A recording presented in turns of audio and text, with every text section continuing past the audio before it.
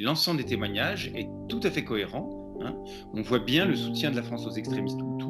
On voit bien que les décideurs français sont alertés de la préparation du génocide, donc qu'ils se préparent dans les années d'avant. Et avant, pendant et après, il y a un soutien quand même aux extrémistes Hutus.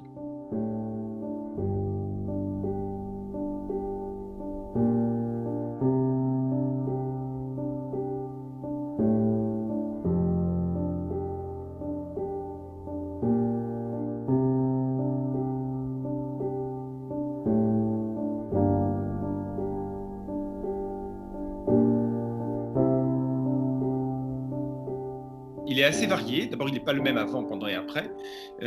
C'est un soutien qui est passé par un soutien politique, diplomatique, médiatique à certains moments, une grosse campagne médiatique, mais aussi beaucoup de soutien militaire pour que le régime tienne. Et donc ce soutien militaire avant le génocide s'est concrétisé par de la formation et puis par des livraisons d'armes, beaucoup. Et ces livraisons d'armes ont continué beaucoup plus discrètement pendant le génocide. Et même après, il faut 3 éléments. Qu'il y ait un soutien aux auteurs du crime, que ce soutien soit actif, qu'il soit en connaissance de cause, c'est-à-dire en sachant ce que les auteurs du crime font, et avec un effet sur le crime.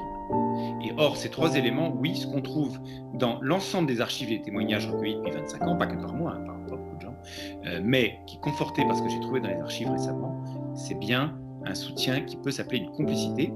Et par contre, à aucun moment je ne vois que ni des Français ont participé directement au génocide, ni qu'ils aient eu l'intention de faire le génocide. Ils ont soutenu ces auteurs parce que ça les arrangeait du point de vue politique, parce qu'ils avaient choisi de mener une politique qui était de garder leur mandat dans sa zone d'influence et donc d'avoir un régime qui lui soit fidèle. Or, les extrémistes Hutus ont été les plus fidèles soutiens de la France d'un bout à l'autre. Un nom qui ressort tout le temps, c'est François Mitterrand, évidemment, qui est vraiment central, mais il y a un petit cercle autour de lui, et ce qui est très intéressant de voir, c'est que